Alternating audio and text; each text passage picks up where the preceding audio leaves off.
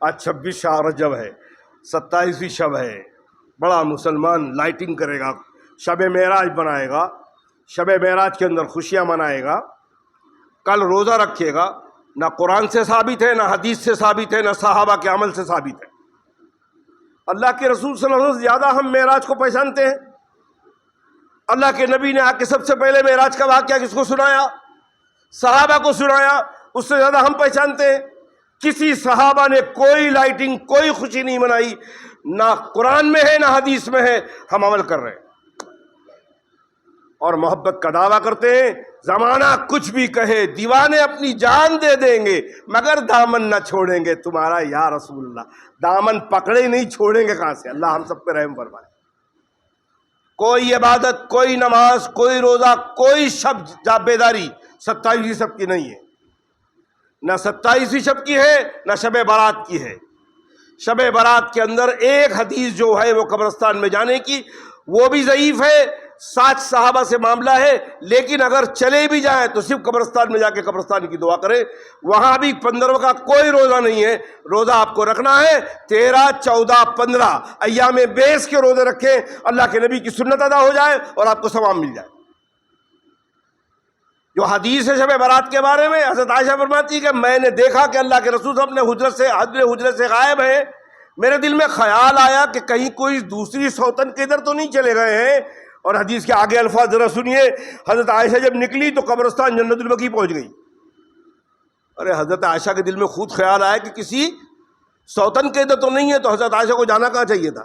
سوتن کے گھر ڈھونڈنا چاہیے تھا۔ حضرت عائشہ پہنچ گئی قبرستان جنت البقیع۔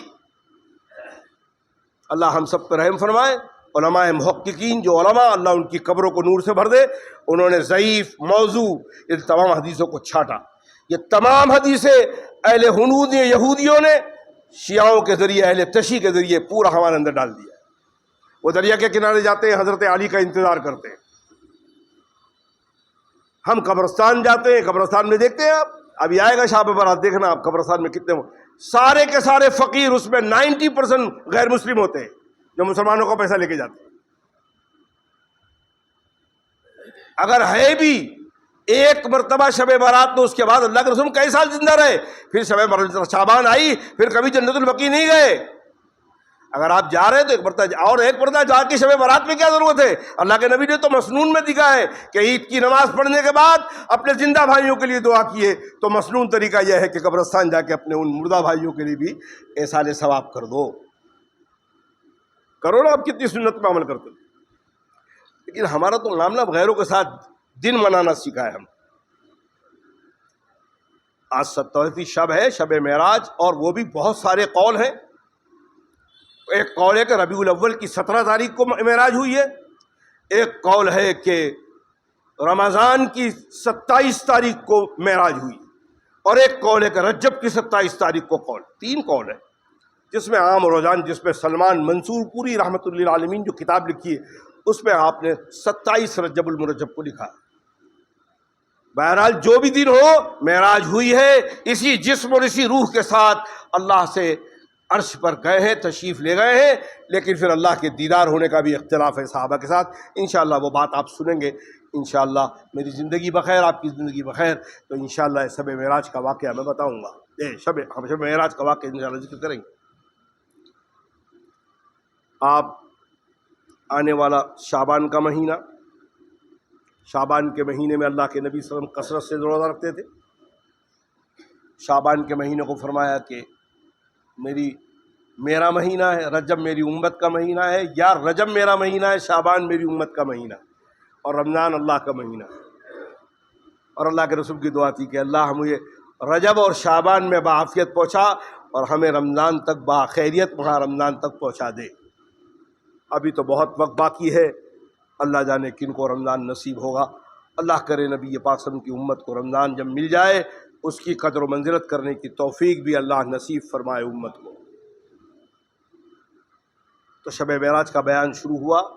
اسرا اور معراج 2 عمل ہے، اس پر یہ بیچ کے اندر سائنس کے جو آج ترقیات ہو رہی ہے، وہ ساری ترقیات گواہی دے رہی ہے کہ اللہ کے نبی صلی اللہ علیہ وسلم نے آسمان کا سفر کیا۔ یہی جسم اور اسی جسم کے ساتھ 26,000 کلومیٹر جا رہا ہے پلین میں بیٹھ کر آدمی، 30,000 کلومیٹر جا رہا ہے، اور وہ پلین کس نے بنایا؟ یہ ناپاک قطرے سے بنا ہوا انسان بنایا، اس پر بیٹھ کے اتنی دور جا رہا ہے۔ اللہ سبحان الذی اسری بعبدہ، وہ پاک ذات اپنے پیغمبر کو لے جا رہی ہے۔ کیا یہ ممکن نہیں ہے؟ یہ ناممکن دکھ رہا ہے؟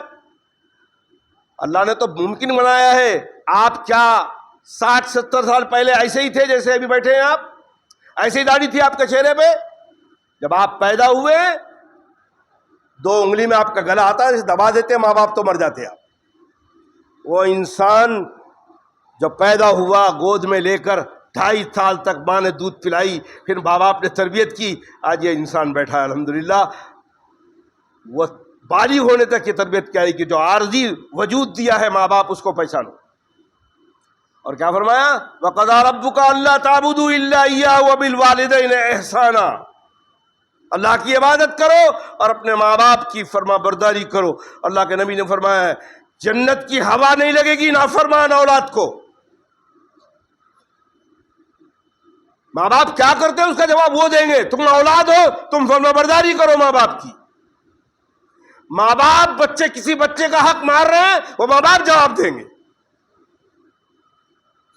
تمہیں تو فرما برداری کریں، اور اتنا کرنے کے بعد، احسان کرنے کے بعد بھی اللہ آگے فرما رہے اف لہما، اس وقت تک اف نہیں کر سکتے ماں باپ کے سامنے، اور یہ سب کرنے کے بعد پھر ایک دعا مانگو، رب ارحمہما کما ربیانی صغیرا۔ اے اللہ تو ان پر ایسے رحم فرما جیسے ہم چھوٹے تھے انہوں نے ہم پر رحم فرمایا۔ اس طرح دعا مانگو والدین کے لیے۔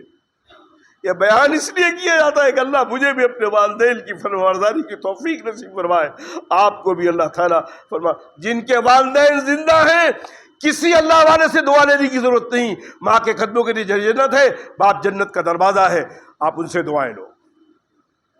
اور جس نے ماں باپ کو دنیا میں ستایا، اسی دنیا میں وہ بھی ستایا جائے گا۔ شادی کے چند دن سے شادی کے بعد بیوی اتنی محبوب ہو جاتی ہے، ماں باپ خراب لگتے ہیں، ماں باپ برے لگتے ہیں۔ وہ والدین جس نے شادی کرا کے دیا، وہ عورت کو تمہارے لیے حلال کرا کے دیا، وہ ماں باپ برے ہو جاتے ہیں۔ وہ عورت سے اتنی محبت ہو جاتی ہے، اس کے ماں باپ کے جانے کے لیے تم تیار، تم جب چاہو جب اپنے ماں باپ کے پاس جاؤ، والدین کو منا کے نہیں، اس کو نہیں روکنا، اور اس بیوی کو نصیحت کرنے کو تیار نہیں کہ جس شوہر سے مزہ اڑا رہی ہو، جس شوہر سے تم لذتیں اڑا رہی ہو، اور جس شوہر سے تم آرام کر رہی ہو، اس کو اتنا لمبا چوڑا بنانے والے میرے یہ والدین ہیں۔ تم ان کی خدمت کرو، پہلے ان کو نوالا دے دو، بعد میں مجھے دے دو، میں خوش ہو جاؤں گا۔ یہ سننا، بیان سننا کرنا کس لیے؟ اللہ مجھے بھی عمل کی توفیق دے، اور اللہ آپ کو بھی۔ اور اگر مجھے بھی عمل کی توفیق نہیں دی اور آپ کو بھی عمل کی توفیق نہیں دی، یہ کہنا بھی عبث، یہ سننا بھی عبث۔ اللہ ہمیں عمل کی توفیق نصیب فرمائے۔ یہ وہ باتیں ہیں دوستو جو اس ممبر سے کہی جا رہی ہے۔ مجھے لوگ فون کر کے کہتے ہیں کہ ایسا بیان دوسری مسجدوں میں کیوں نہیں ہوتا؟ میں کیا بتاؤں۔ اللہ نے مسجد اقصیٰ کو قبول فرمایا، اللہ ان کے ٹرسٹیوں کو اجر عظیم عطا فرمائے، ان کے اماموں کو، ان کے مؤذنوں کو اللہ اجر عظیم عطا فرمائے، یہ سامعین کو اللہ اجر عظیم عطا فرمائے۔ آپ کو توفیق دی اس مجمع میں آ کر آپ یہ بیان سن رہے ہیں، اللہ عمل کی توفیق نصیب فرمائے، اور آپ کے کس کے آمین سے اللہ کہنے والے کی مغفرت فرما دے۔ میں یہ امید سے یہ کہتا ہوں اور سنتا ہوں، اللہ سننے والوں کی اور کہنے والے کی دونوں کی مغفرت فرما دے۔ یہ میں اگر یہاں رہتا تھا، میرے پڑوس میں رہتے تھے یہ شکیل بھائی، ان کے دادا جو ہے اسی اقصیٰ مسجد کی سنڈاس میں باتھ روم کے اندر ان کا بیچاروں کا انتقال ہوا تھا۔ ان کے دادا تھے، جب یہاں تھا شاید باتھ روم وغیرہ نا، وہ شکیل میرا پڑوسی تھا، ابھی تھانہ چلے گئے تھے رہنے کے لیے، شاید وہ 11 تاریخ کو ان کا انتقال ہوا۔ کل میسج آیا میرے بیٹے کو کہ اس کی ماں نے بیٹھی تھی، آپ دعا فرمائیں، شاید ادھر ہی کہاں دفن ہے، ایم اے میری قبرستان میں دفن ہے، مجھے پتہ نہیں لگا، آج یہ بچے آئے تھے پتہ لگا۔ آپ دعا فرمائیں کہ اللہ اس بچے کو، شکیل کو اللہ مغفرت فرمائے، اس کی قبر کے منزلوں کو آسان فرمائے، اللہ اس کی قبر کو جنت کی کیاری بنائے، جہنم کے گڑھے سے اللہ اس کی حفاظت فرمائے۔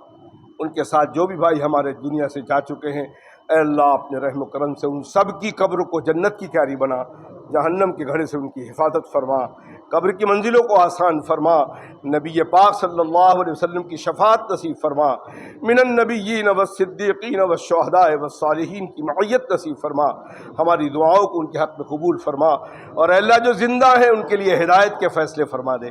اے اللہ نیک عمل کے فیصلے فرما دے، اے اللہ جب تک دنیا میں ہمیں زندہ رکھ، راحت والی زندگی، عافیت والی زندگی، اے اللہ عمل صالح والی زندگی، ایمان والی زندگی نصیب فرما۔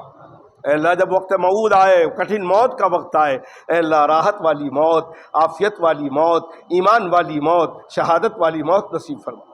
اے اللہ ہماری ان دعاؤں کو اپنی بارگاہ میں قبول فرما۔ اے اللہ اس ملک کے مسلمانوں کی غیبی مدد فرما، اس ملک کے مسلمانوں کی تمام تنظیموں کی غیبی مدد فرما۔ اے اللہ اس ملک میں اسلام کا بول بالا فرما، مسلمانوں کا بول بالا فرما، نبی پاک صلی اللہ علیہ وسلم کے طریقوں کا بول بالا فرما۔ اے اللہ ہماری مسجدوں کی حفاظت فرما، ہماری خانقاہوں کی حفاظت فرما، ہمارے مدرسوں کی حفاظت فرما۔ اے اللہ ظالم حکمرانوں سے اللہ ہماری حفاظت فرما۔ اے اللہ ظالم حکمرانوں کی حکومتوں کو ختم فرما، ان کو نیست و نابود فرما، ان کے تمام اسلام کے خلاف منصوبوں کو ملیہ میٹ فرما دے۔ اے اللہ اسلام کا بول بالا فرما دے، اے اللہ قرآن پاک کا بول بالا فرما دے، مسلمانوں کا بول بالا فرما دے۔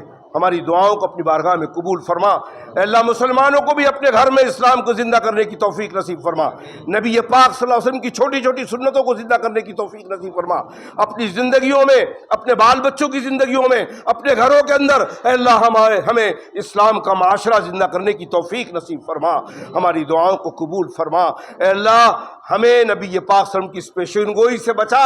مسجدیں بہت خوبصورت ہوں گی، نمازی نہیں ہوں گے، اے اللہ اسی مسجد میں ہمیں ویسی نماز، صحابہ جیسی نماز پڑھنے کی توفیق نصیب فرما، معین الدین اجمیری جیسی نماز پڑھنے کی توفیق نصیب فرما، اللہ والوں جیسی سجدہ کرنے اور رکوع کرنے کی توفیق نصیب فرما، ہماری نمازوں میں ویسا خشوع اور خضوع پیدا فرما، ہمارے گھروں کو حضرت فاطمہ کا گھر بنا، اے اللہ ہمارے گھروں کو رابعہ بصریہ کا گھر بنا، اے اللہ ہمارے نوجوانوں کو دین کی پہلوانی نصیب فرما، ہمارے بڑے بوڑھوں کو دین کا رہنما بنا، ہمارے چھوٹے چھوٹے معصوم بچوں کو دین کا ستارہ بنا، ہماری ماں بہنوں کو دین کا ملاح بنا۔